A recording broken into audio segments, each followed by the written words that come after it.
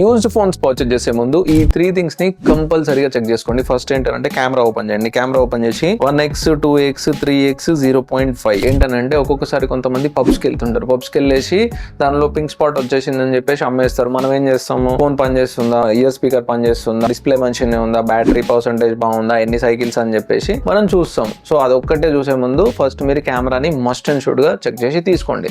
Second వచ్చేసి settings open చేయండి.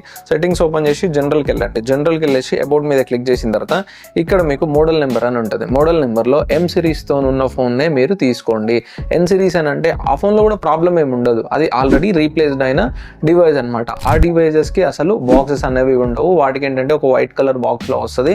అలాంటి ఫోన్స్ని మీరు యాక్సెప్ట్ చేయకండి, అంటే పర్చేజ్ చేయకండి. సో థర్డ్ థింగ్ వచ్చేసి మీరు ఎప్పుడైనా ఫోన్ తీసుకుంటారు కదా, తీసుకున్న తర్వాత మొత్తం ఫుల్గా చెక్ చేసుకోండి. ఏదన్నా ఫోన్ని పర్చేజ్ చేసేటప్పుడు ఒక లైట్ పెట్టి నీట్గా చెక్ చేసుకోండి. ఎందుకంటే చిన్న చిన్న డెంట్స్, చిన్న చిన్న డ్యామేజెస్ ఉంటాయి. ఈ 3 థింగ్స్ ని కరెక్ట్ గా చూసుకోండి. అండ్ ఫోన్ తక్కువ రేట్కి వస్తుందని చెప్పేసి అస్సలు పర్చేజ్ చేయకండి. ఒకవేళ మీకు ఇంకా ఏమైనా డౌట్ అనిపించింది అనుకోండి, ఆ ఫోన్ తీసుకొని నియరెస్ట్ యాపిల్ సర్వీస్ సెంటర్కి వెళ్ళండి. మీకు ఏమైనా డౌట్స్ ఉంటే ఈ ఫోన్లో మీకు ఏమేమి డౌట్స్ ఉన్నాయో ఒకసారి వాళ్ళకి ఇచ్చి చెక్ చేయించుకోండి. ఇంకా క్లియర్గా అయితే ఉంటుంది అనమాట.